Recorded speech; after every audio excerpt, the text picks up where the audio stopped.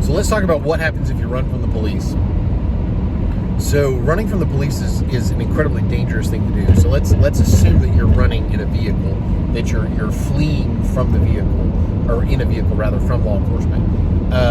That's a great way to catch felony charges, a ton of misdemeanor charges and felony charges in different areas. And if you've seen my video on what to do if you have a warrant for your arrest, which is, I'll run it for you, turn yourself in.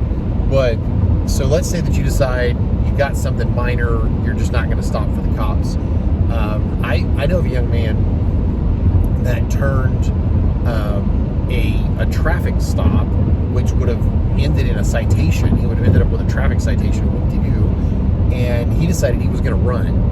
And it's a young man's folly. You don't see as many people that are married or in stable relationships do that. That's why Scripture says it is not good for man to be alone. Young men do a lot of silly things, and unfortunately that's very common. Well, he ran, ended up being a multi-state chase just because of where he was located state-wise, and he ran through 3 states, as I recall, and ended up ramming a police car when it was over. So he caught charges. And think about this. If you're fleeing between multiple jurisdictions, so let's just take out, for the moment, let's just take out the fact that, let's say that you don't hit anybody and nearly kill them. Let's say that you don't cause any other traffic accidents. You can be charged with, you can be given citations, traffic tickets, in all of the jurisdictions that you flee through. Excessive speed, running, failure to stop, running stoplights, all the way down to failure to signal, different, like driving, any number of driving citations. But then that compounds, and I've literally seen guys sobbing because they're into $5,000 and $10,000 worth of citations and fines because, and that's not even getting to the courtroom to what the judge is going to do, because they decided to run from the popo, and now because they went through 5 different jurisdictions, every one of those jurisdictions, county can charge you in every county that you run through, and every city can charge you and give you those citations. And if you nearly kill somebody, and then let's take out of it, I mean, we've not even talked about property damage or nearly killing somebody. So you can catch felony charges in some of those instances, and now you can be a convicted felon. So now you got a job stopper on your career, where if you go to apply for a job, it shows that you have been convicted of felonies. You can't own a firearm, you can't hunt. In some places you can't get different licenses for things like, say, fishing or whatever. In some areas, I don't know, nationwide, it impacts your ability to get a passport. It's a mess. And so not inability to vote. There's a lot of privileges that the Constitution gives us that we have just literally voted ourselves out of by our actions. We caused it by fleeing in that environment and getting convicted of felonies. And so at the end of the day, it's not worth it. Just stop, take your lumps. If it was excessive speed, take your lumps.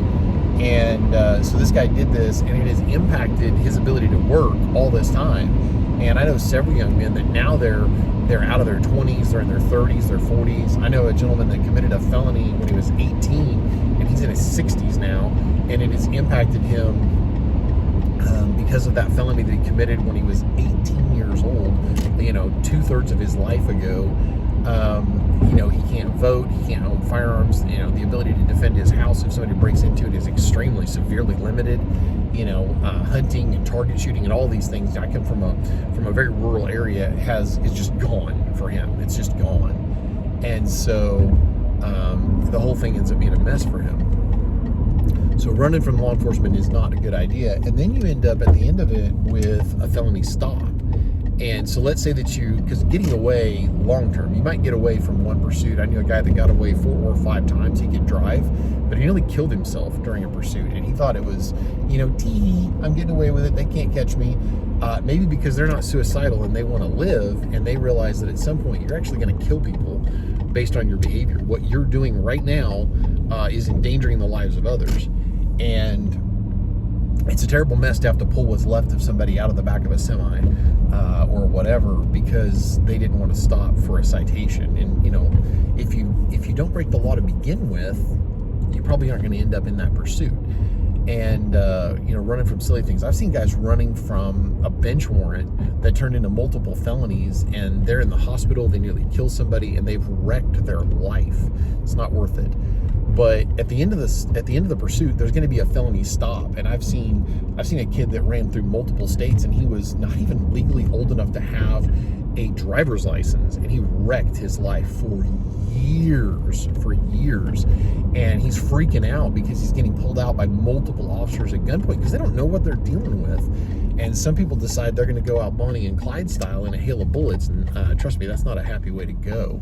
So that's what you're looking forward to. Not only can you end up severely harmed and injured from just your own actions, but you can end up in a situation where you've harmed somebody else, and you can literally wreck your life and end up with felony job stopper convictions on your record. So I hope you have a blessed day. I hope that helps. Bye.